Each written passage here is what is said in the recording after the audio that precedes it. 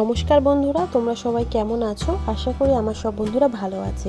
আজকে বাড়ি থেকে বেশ কিছুটা দূরে এসেছিলাম আমি আর মা সজনের পাতা নিতে। আর এখানে দেখো কতটা সুন্দর পরিবেশ, চারিদিকে কিন্তু সবুজই গাছপালা। আর এখানে একটা সজনের গাছ ছিল, আর সজনের গাছ থেকে মা কিন্তু বেশ কিছুটা পাতা পেরে নিচ্ছে। আজকের এই সজনের পাতা দিয়েই রেসিপি করব তোমাদের সাথে। চলো বন্ধুরা, আমাদের সঙ্গে থাকো, রেসিপিটা তোমাদের সাথে শেয়ার করব। আর এই সজনের পাতা ছাড়া কিন্তু রেসিপিটা হবে না। দেখো সামনে একটা পুকুর, এই পুকুরের পাশ দিয়ে পাতাগুলো নিয়ে যাচ্ছে। দেখেছো, একদম গ্রাম্য অঞ্চল আমাদের এটা। দেখো পুকুরটা কি সুন্দর। আবার এদিকে ট্রেন যাচ্ছে একটা, এদিকে মাঠে দেখো বড় মাঠ, ওই দেখো ট্রেন যাচ্ছে। দেখতে পাচ্ছ কিন্তু তোমরা জানি না, ওই দেখো ট্রেন যাচ্ছে একটা, দেখেছো? তোমাদের ভিউজটা কেমন লাগছে দেখো তো চারিপাশটা। আমার তো খুব ভালো লাগে। দেখো পাতাগুলো তো তুলে নিয়ে এসেছি, তোমরা দেখেছো কোথা থেকে তুলে নিয়ে এসেছি। এই দেখো পাতাগুলোকে আবার আমি দেখো বেছে নিচ্ছি। এই দেখো শীত, এতগুলো শীত নিয়ে তো রান্না করা যাবে না, এগুলো ফেলে দিয়ে তো এরকম করে বেছে নিচ্ছি। দেখো সজনে পাতা, এটা কিন্তু সজনে পাতা। সজনে যে গাছে সজনে হয় সেই গাছের পাতা। ভাবছো তো যে সজনে গাছের পাতা দিয়ে আবার কি রান্না করবে? যখন রান্না করবো রেসিপিটা তখন দেখবে কি রান্না করছে। আগে পাতাগুলোকে বেছে নিই, তারপর রান্নার ওখানে দেবো। দেখো এটা কলা গাছের থোড়, এটাকে দেখো ছাড়িয়ে নিয়েছি। এটাকে কাটবো এখন। এটা এর মধ্যে একটা ইয়ে আছে আস্ত, সুতোর মতো, এটাকে বার করতে হবে। এরকম করে এটাকে বার করতে হবে।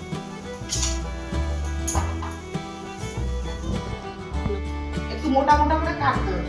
আর এই যে সুতোর মতো তোমাদের দেখালাম, এটা আমার হাতের সাথে দেখো আঙুলের সাথে পেঁচিয়ে নিয়েছি। দেখো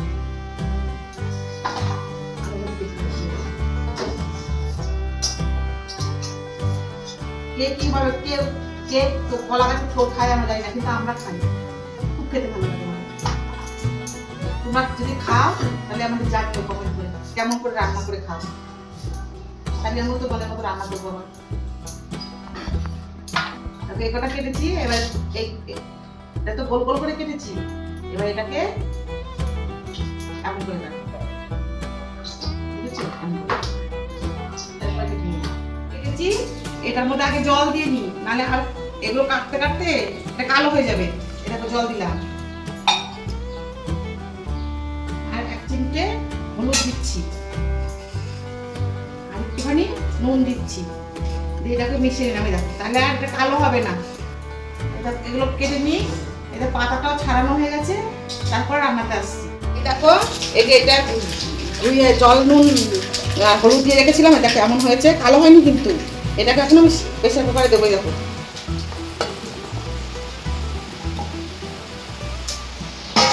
থেকে সজনে পাতাগুলো যে ধুয়ে বেছে রেখেছিলাম, এটাকে ধুয়ে নিয়েছি, এটাও এর মধ্যে দেবো।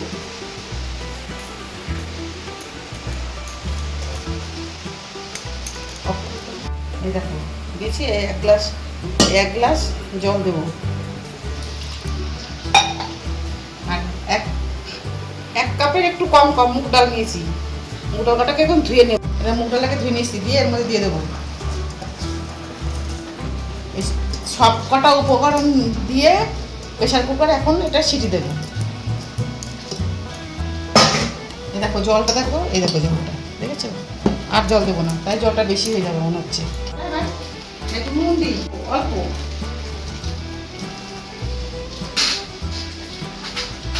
কটা কাঁচা লঙ্কা দিয়ে দিচ্ছি গোটা, দিয়ে এবার প্রেসার কুকার দিয়ে দেবো। প্রেসার কুকার বসিয়ে দিলাম,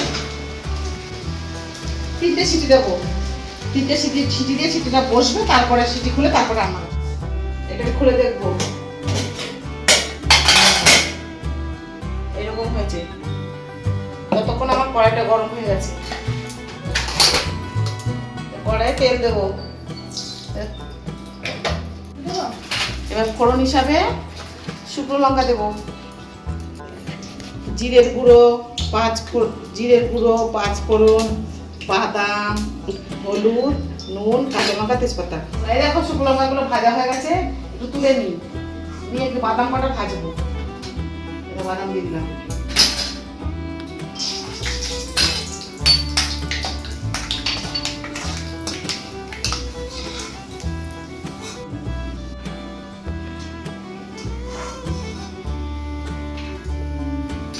এবার ওই তেলের মধ্যে তেজপাতা ফোড়ন দেবো, আর একটু 5 ফোড়ন দেবো, কতগুলো শুকনো কাঁচা লঙ্কা দিয়ে দেবো। এই যে আগে থেকে যে পাতাগুলো সেদ্ধ করে রেখেছিলাম এটা এবার কড়াই, দেখো কেমন সেদ্ধ হয়ে গেছে। এবার হলুদ দেবো, নুন দেবো,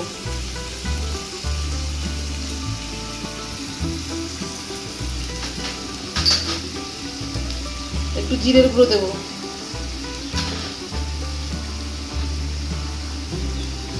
একটু নুন দেবো, এবার নাড়াচাড়া করে নেবো।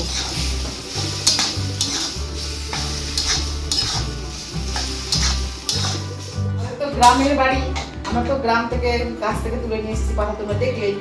আর তোমরা যখন শহরে যাদের শহরে বাড়ি তাদের তো পাতা পাবে না, বাজার থেকে কিনে এনে তারপরে রান্না করবে। এই রান্নাটা কিন্তু আমি মন থেকে করিনি, আমি ওই এক মহাপ্রভু বাড়িতে গেছিলাম, সেখানে প্রসাদ পেয়েছি, সেখানেই আমি রান্নাটা দেখেছি। দিয়ে আবার ওইখানকার যে মানে মহারাজ থাকে তাকে জিজ্ঞাসা করছি, বাবা এটা কেমন করে রান্না করতে হয়, সেই বাবা আমাকে রেসিপিটা বলেছে, সেটাই তোমাদের সাথে শেয়ার করছি। তারপরে বাদামটাকে গুঁড়ো করতে হবে, এখন আমরা গুঁড়ো করে শিল নিয়ে নিয়েছি, এবার এগুলোকে পেটাবো ধরে ধরে। এই দেখো, দেখেছো বাদামগুলো কি বুদ্ধি, বেশ আমি মিক্সি করলাম না, শিল দিয়ে গুঁড়ো করে ফেললাম, গুঁড়ো করে দেখলাম গুঁড়ো করলাম, এটা আবার দিয়ে দেবো। রান্নাটা কিন্তু পুরো নিরামিষ, এবার যে এর মধ্যে আমিষ করে খাবে সেটা তার ব্যাপার, কিন্তু আমি নিরামিষই করেছি, যেটা আমি প্রসাদ পেয়েছি সেটাই আমি করলাম।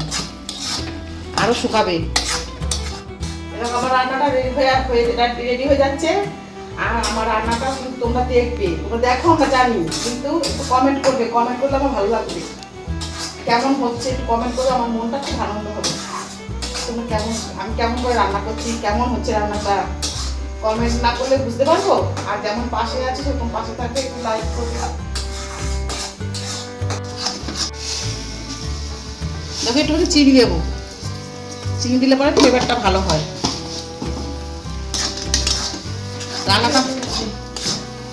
রান্নাটা আমাদের রেডি। এবার গরম গরম ভাতে কিংবা রুটির সাথে